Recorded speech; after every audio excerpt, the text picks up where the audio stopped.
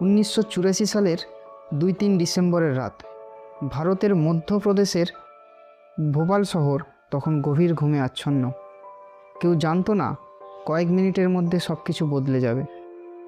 একটি কীটনাশক কারখানা, যার নাম ইউনিয়ন কার্বাইড, সেখান থেকে হঠাৎ লিক করতে শুরু করে এক মারাত্মক গ্যাস, যার নাম মিথাইল আইসোসায়ানেট, যাকে আমরা MIC বলে চিনি।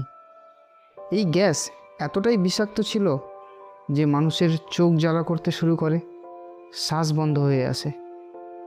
লোকজন ঘুম থেকে উঠে দৌড়তে থাকে, কেউ বাঁচার জন্য, কেউ পরিবারের কাউকে খুঁজতে। কিন্তু অনেকেই আর ফিরতে পারেনি। হাজার হাজার মানুষ সেই রাতেই মারা যায়।